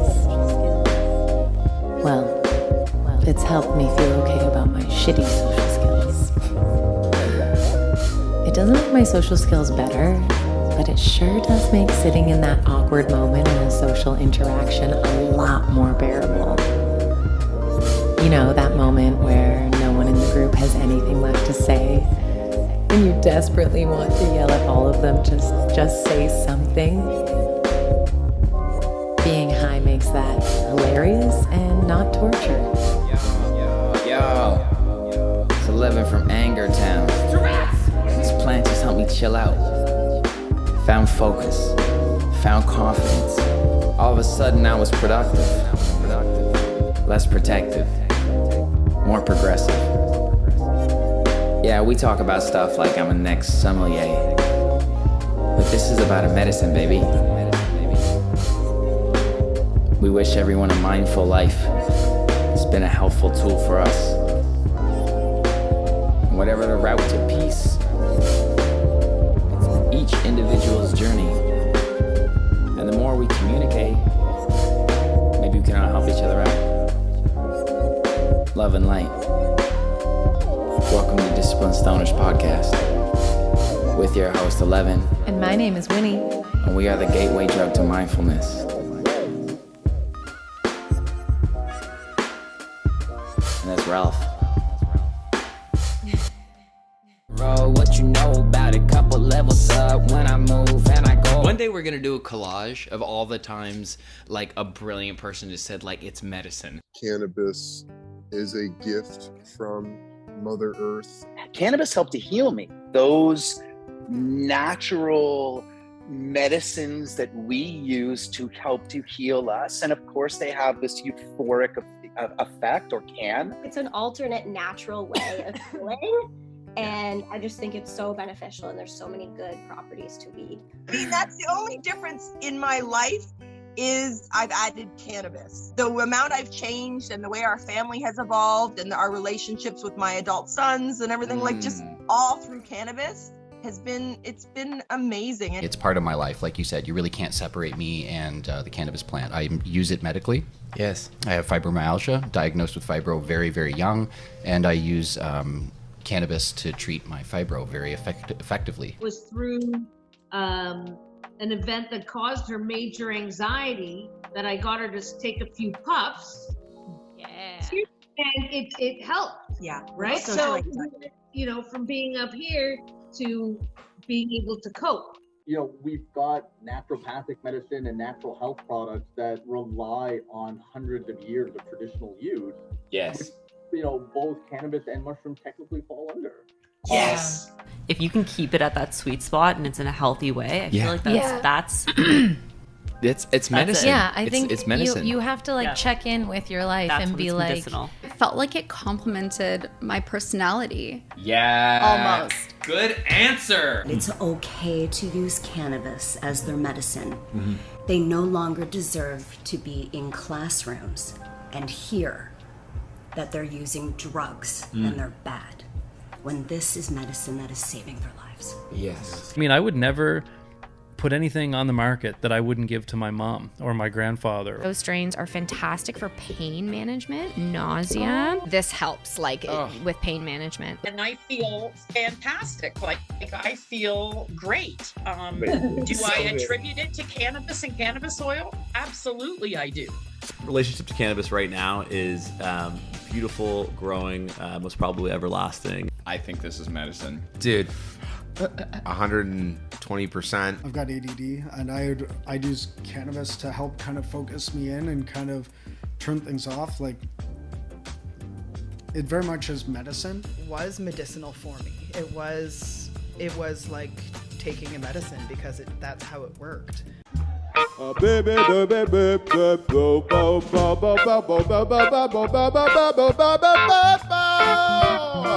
How long?